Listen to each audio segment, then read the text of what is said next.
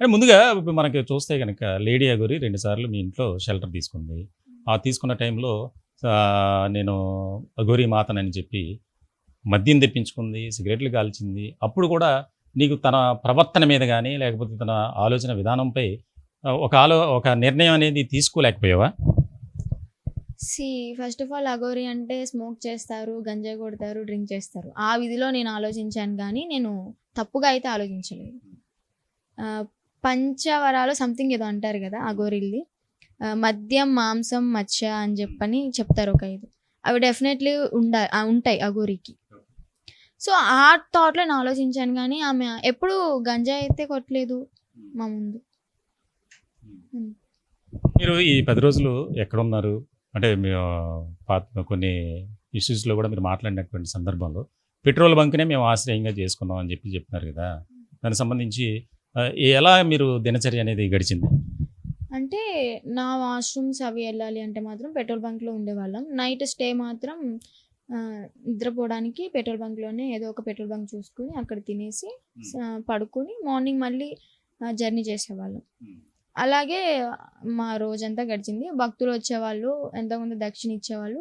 వాళ్ళే ఇంటి దగ్గర నుంచి ఫుడ్ ప్రిపేర్ చేసి ప్రసాదాల్లాగా అలాగ ఇచ్చేవాళ్ళు. అవే తినేవాళ్ళం. ఇప్పుడు కొన్ని మీడియా సంస్థలు వస్తున్నటువంటి వార్తల్లో వాస్తవం ఎంత? ముఖ్యంగా శ్రీవర్షినికి 10,00,00,000 విలువైనటువంటి విల్లా ఇచ్చింది లేడీ అఘోరి. అలాగే డబ్బులు కూడా చాలా ఎక్కువ మొత్తంలో ఇచ్చింది. అందుకే శ్రీవర్షిని అట్రాక్ట్ అయింది. ట్రాన్స్‌లో పడిపోయింది. ఒక మభ్యపెట్టింది డబ్బు అనే ఆశ చూపించి అనేది ప్రతి ఒక్కరూ చెబుతున్నారు. దానికి సంబంధించి ఆరోపణలు, విమర్శలు కూడా గుప్పిస్తున్నటువంటి సందర్భంలో నీ కామెంట్ ఏంటి? తను ఆ విధంగా చూసిందా? లేదు. తను నాకేం డబ్బులు ఇవ్వలేదు. నేనేం డబ్బులు తీసుకోలేదు. ఫస్ట్ ఆఫ్ ఆల్ ఆ థాట్ అసలు లేదు నాకు. డబ్బు ఆకర్షణ అయితే నేనేం అవ్వలేదు. సరే, ఇప్పుడు రిమైనింగ్ లైఫ్ ఏ రకంగా లీడ్ చేద్దాం అనుకుంటున్నావు? ఏ రకమైనటువంటి ఆలోచన విధానంతో ముందుకు వెళ్దాం అనుకుంటున్నావు? ఫస్ట్ ఆఫ్ ఆల్ ఎవరి లైఫ్‌లో అయినా సరే ఒక తప్పు అనేది జరుగుతది. అలాగే నా లైఫ్‌లో కూడా జరిగిందనుకుంటాను. Past is the past. ఇప్పుడు పాస్ట్ మర్చిపోయి ప్రెజెంట్‌లోకొచ్చి, ప్రెజెంట్ నుంచి ఫ్యూచర్‌లోకి వెళ్ళాలని అనుకుంటున్నాను.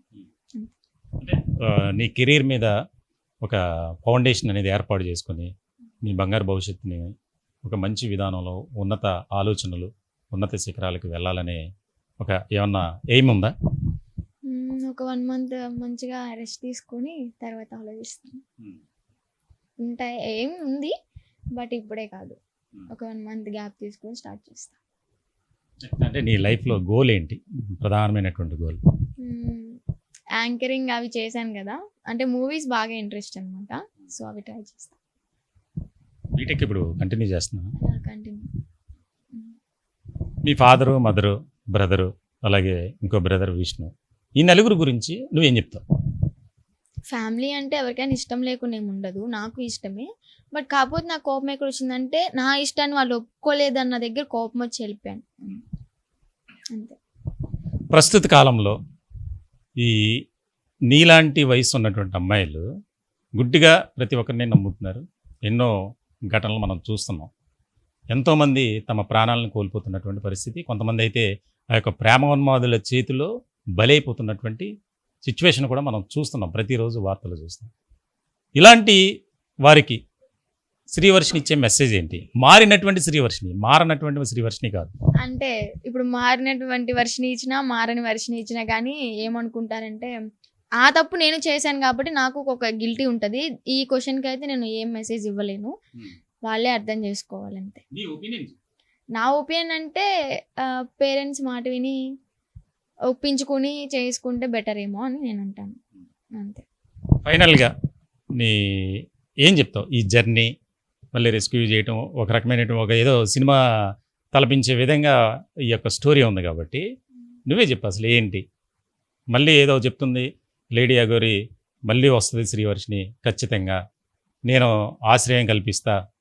తను నన్ను వదిలి ఎక్కడికి వెళ్ళదు అని చెప్పి రకరకాల కామెంట్స్ తనే చేస్తుంది. ఇవాళ కూడా 2 వీడియోలు పెట్టింది.